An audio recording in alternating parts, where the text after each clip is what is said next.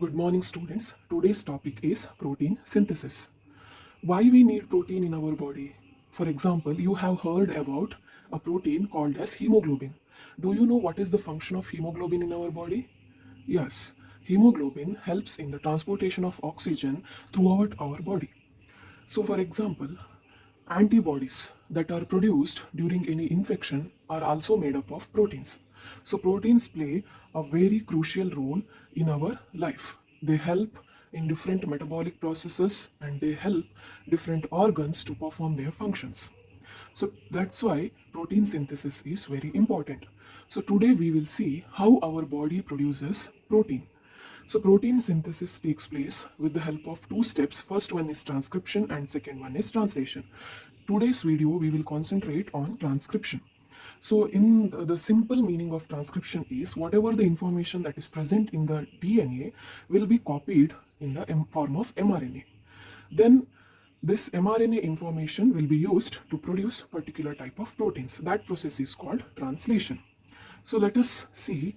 All of us know that whether it is multicellular organism or unicellular organism, we are made up of cell. And cell has nucleus. And inside the nucleus, we have genetic material that is nothing but DNA, and some may have genetic material as RNA. So all our information that is required for the actions is stored in this DNA. But the protein production units that are ribosomes, these are present outside of the nucleus. So ribosomes are the areas where protein is finally produced.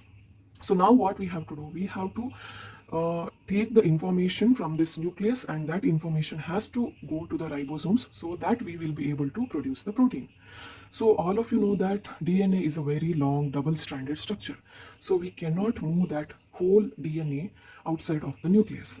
So what our cell will do, particular part of that DNA segment will be copied and will be converted in the form of mRNA. mRNA is a very simple single-stranded unit which can travel from nucleus to the cytoplasm easily.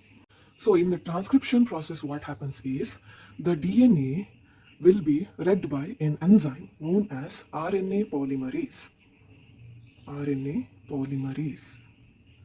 So in prokaryotes, we have only one type of RNA polymerase. In eukaryotes, we have three types of RNA polymerase. So this is the very important enzyme. Please remember, the RNA polymerase enzyme reads the codes that are present in the DNA and produces a copy of mRNA, which is complementary to the base pairing of the DNA. So let us study how the transcription starts. So this is the DNA, which is double-stranded and coiled. And here comes our RNA polymerase. So this RNA polymerase first work is removing these coils, that is unwinding of the DNA, so that it will be easy for this RNA polymerase to read these codes. So all of you know that genes are arranged in the form of triplets known as codons. So now our work is first is activating the RNA polymerase, then this RNA polymerase reads this particular codon. So RNA polymerase is actually made up of two parts. First part is core enzyme, second part is known as sigma factor. So core enzyme has 5 subunits, that is alpha, alpha, beta dash, beta and omega. Now this core enzyme is in the inactivated form. When the sigma factor comes and binds, it will be activated and it is called as complete enzyme or the holo enzyme. Now this RNA polymerase, which is in the holo enzyme state, can recognize the promoter region of the DNA and can bind to the promoter region of the DNA and starts the process of transcription. So the RNA polymerase recognizes the promoter region and starts unwinding the double-stranded DNA. So to simplify, I have written this double-stranded DNA with the different types of purines and pyrimidines. That is nothing but different types of nitrogenous base pairs. We already know that we read the genetic information in the form of 3 sets known as codons. So this RNA polymerase starts reading this genetic information, and in the meanwhile it starts producing mRNA, which is complementary to this base pairs. So in these two strands, the strand which is read by the RNA polymerase is called as template strand. Now here we have T.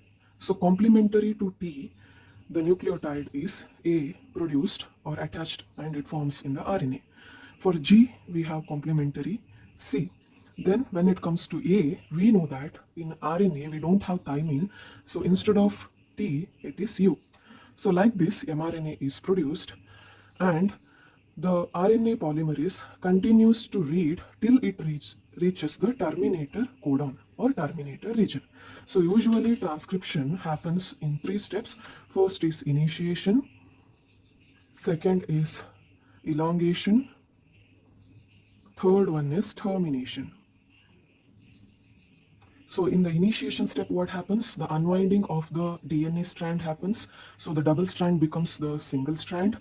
Promoter region, the RNA polymerase binds to the promoter region and starts reading, that is RNA polymerase starts moving forward and producing this mRNA thread behind it. So as the RNA polymerase is moving forward, the backside of the DNA again coils back.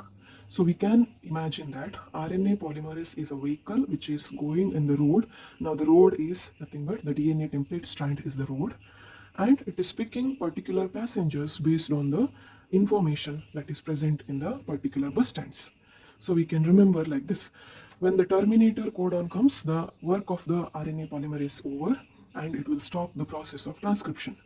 So in case of prokaryotes and eukaryotes, this is the basic step happens during transcription. Some initiation factor, elongation factor and termination factors are there. If you are interested in that, let me know in the comments section so that I will cover these different types of factors which helps in different initiation, elongation and termination process. These factors are different for eukaryotes as well as eukaryotes. So now our mRNA is ready, which is single-stranded. All the information from this DNA is already copied into the mRNA. Now this mRNA travels from nucleus and now its work is going towards the protein factory, that is ribosomes. So in the next class, we will study about the production of proteins, that is translation. Thank you.